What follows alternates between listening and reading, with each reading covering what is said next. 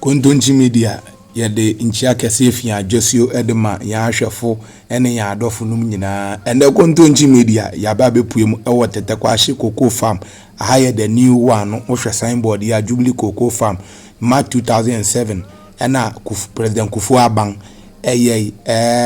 wo hwa cocoa nua na sisi mu fine eyi Jubilee mpacho eyi the original one na no kware ni wo ye adwumadi ni yefe pa enti obehwe obia din wonga bra wo ye sa adwumadi woton cocoa nua no enti wa obeton odua no wode odin asi ho wa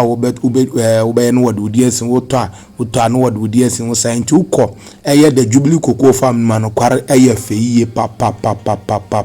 sani amohwe no kware ni ade efe eno ofere ne kama ya bia wo bia ebetu fo se bra na abebo ani akwahama ewo Mampong Akuapem Mampong. This is what we are known for.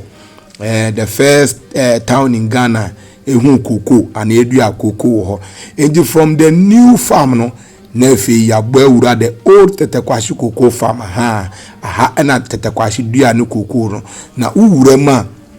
nya obehu ni first thing obehu Tetteh Quarshie eye na hyenso de wo fine na ni nyina mu no dua ya muhu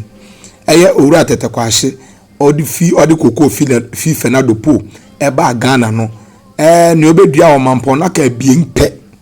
ni obedua o Mampong na ka biempe na kware ni acheye pa cocoa nua bien ne baako ana mani tuayi Kontonchi media ya base ye besom mo pa cocoa nua na Tetteh Quarshie dua no na nkasa dua no aka tu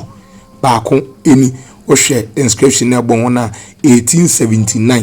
na odua sa cocoa yi aka ebiempe ena ewo ehonom baako nsuni second one nsuni enti mo hwa amun se no kware ni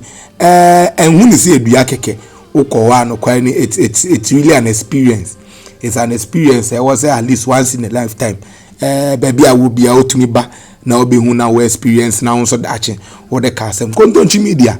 nye hinta wo ne o Mampong na adwene se de bebrem nyame nhira mo nkoso an follow and subscribe and like and comment.